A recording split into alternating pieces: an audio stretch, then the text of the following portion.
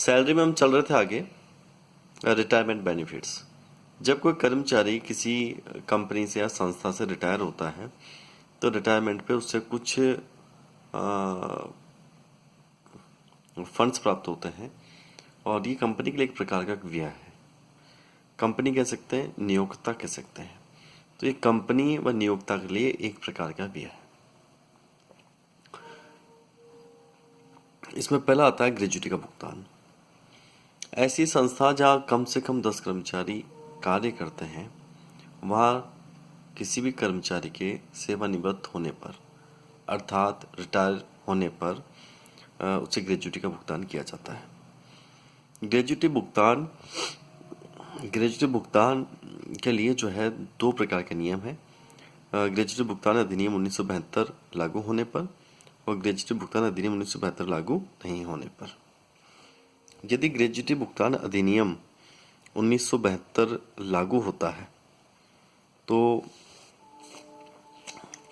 अगर ग्रेच्युटी भुगतान अधिनियम 1972 अगर लागू होता है तो ये ऐसी संस्थाओं पर लागू होता है जहां कम से कम 10 कर्मचारी कार्यरत हों।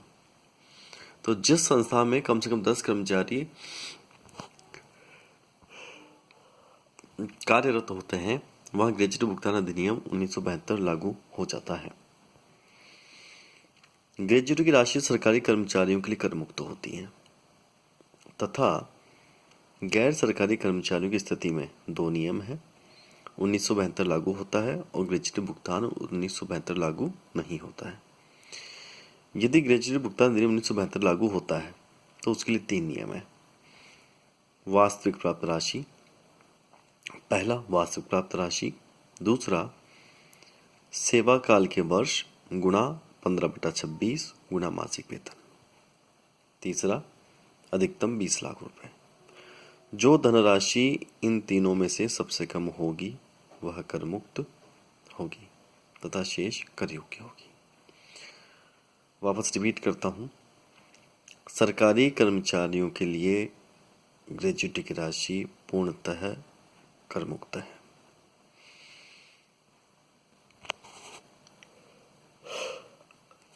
गैर सरकारी या निजी कर्मचारियों की स्थिति में 2 नियम लागू होते हैं। ग्रेच्युटी भुगतान अधिनियम 1972 लागू हो और 1972 लागू नहीं हो।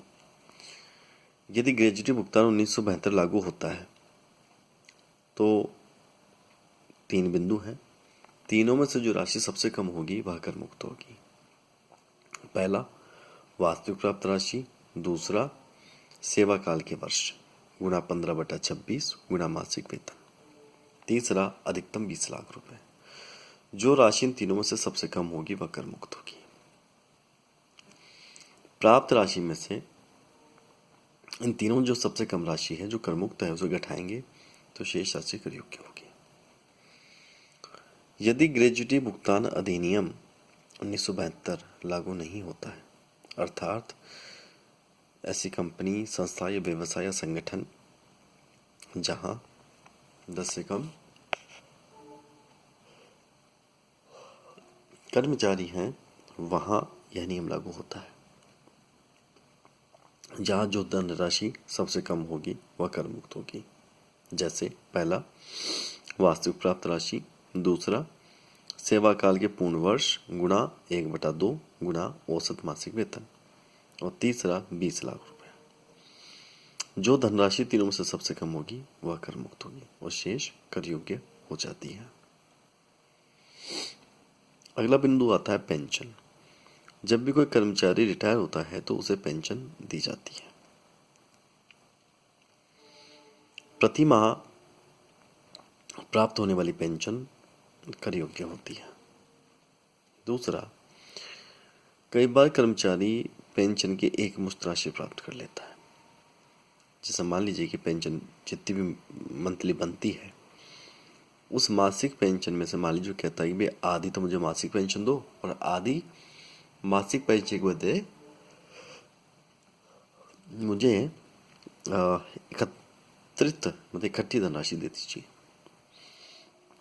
तो जब कर्मचारी इकट्ठी पेंशन के बदले जब कर्मचारी मंथली पेंशन के बदले इकट्ठी पेंशन लेना चाहता है, एक मुश्त पेंशन लेना चाहता है तो उसमें कुछ नियम है। जैसे यदि इकट्ठा पेंशन सरकारी कर्मचारी लेगा तो कर मुक्त है। अन्य कर्मचारी की स्थिति में 2 नियम है। अन्य मतलब निजी या अर्ध सरकारी कर्मचारी की स्थिति में 2 नियम है। यदि पेंशन के साथ ग्रेजुटी नहीं मिलती है तो प्राप्त एकमुश्त पेंशन का आधा भाग कर मुक्त होगा। यदि पेंशन के साथ में ग्रेजुटी भी मिलती है तो प्राप्त पेंशन का 1/3 भाग कर मुक्त होगा और शेष राशि पर आपको कर देना होगा, टैक्स देना होगा। अगला बिंदु आता है अवकाश समर्पण पर प्राप्त नकद राशि। कर्मचारी को 1 वर्ष में 30 छुट्टियां मिलती हैं और वह 30 छुट्टियों में से जितनी छुट्टियां बचा लेता है वह बचाएगी छुट्टियां या शेष छुट्टियां वो रिटायरमेंट के ऊपर ले सकता है। ये जो छुट्टियां वह बचाता है उस बचाई हुई छुट्टी को हम कहते हैं earned leave. Earned leave retirement से पहले अगर लिया जाता है सेवा अवधि के दौरान या रिटायरमेंट से पहले अगर लिया जाता है तो यह अर्न लीव कर योग्य होगा।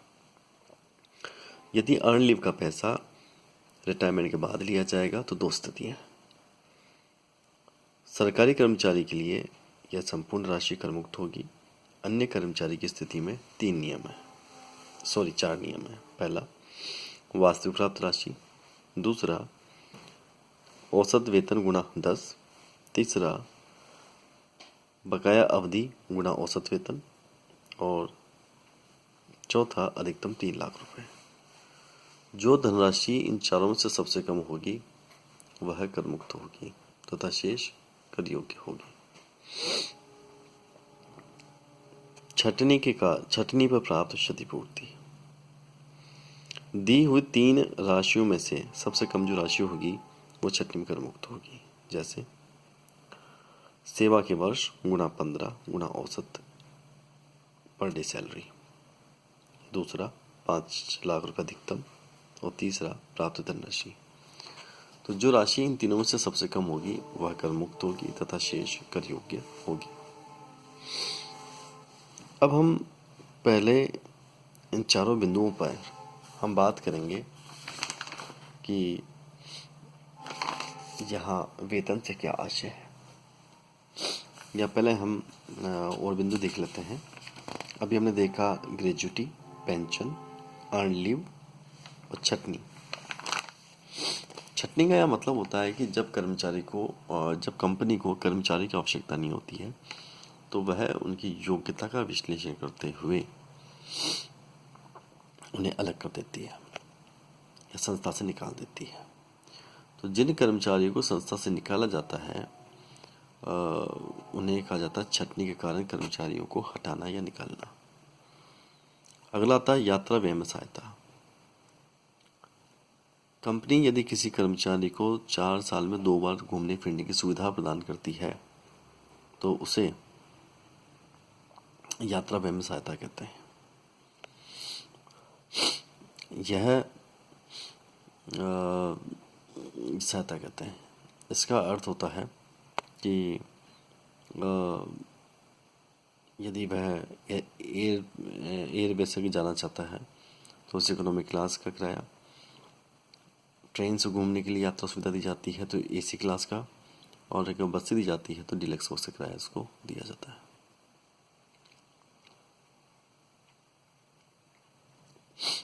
यदि निर्धारित तालिका या निर्धारित मापदंड से अधिक की यात्रा व्यय किए जाते हैं तो अंत की राशि कर योग्य हो जाती है।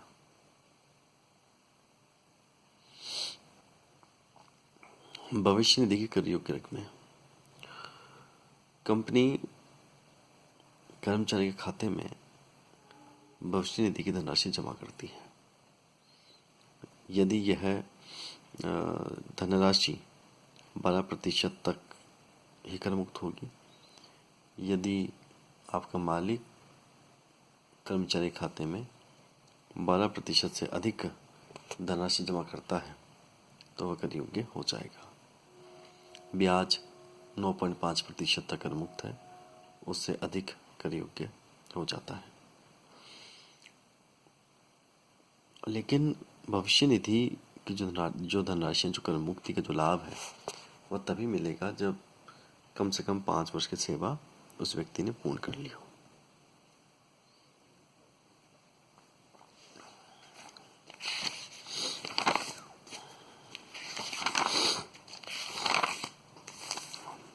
यहाँ हम एक बिंदु पढ़ेंगे, वेतन चार्ज। ग्रेजुएटी में जो वेतन से राशि होगा, जो परसेंटेज जो निकाले जाते हैं कैलकुलेशन के लिए, उसमें मूल वेतन और महंगाई भत्ते को सम्मिलित करते हैं। यदि ग्रेजुएटी भुगतान अधिनियम 1972 लागू नहीं होता है तो वहाँ हम मूल वेतन, महंगाई भत्ता सेवा शर्तों के अनुसार लिया जाएगा। तीसरा बिंदु, मकान किराया भत्ता। मकान किराए भत्ते में मूल वेतन प्लस महंगाई भत्ता सेवा शर्तों के अनुसार लिया जाता है। चौथा बिंदु, प्रोविडेंट फंड। प्रोविडेंट फंड की गणना जो 12% की जो गणना होती है उसमें बेसिक सैलरी प्लस डीए सेवा शर्तों के अनुसार लिया जाएगा। पांचवा, अर्जित अवकाश वेतन। अर्जित अवकाश में बेसिक सैलरी प्लस डीए लिया जाएगा। मुफ्त या रियायती दर पर मकान के लिए बेसिक सैलरी, डीए सेवा शर्तों के अनुसार हो या नहीं हो लिया जाएगा। सभी प्रकार के कर योग्य भत्ते, नगद सभी प्रकार के योग्य भत्ते आदि इसमें जोड़े जाते हैं। यहाँ जो भी ये बिंदु हैं, बिंदु नंबर जैसे मकान किराया भत्ता, ग्रेजुएटी भुगतान अधिनियम 1972 लागू नहीं हो, प्रोविडेंट फंड, अर्जित अवकाश, मकान किराया आदि गणना के लिए बिक्री पर कमीशन यानी कि कमीशन ऑफ सेल्स को भी जोड़ा जाता है। कमीशन ऑन सेल्स को भी जोड़ा जाता है।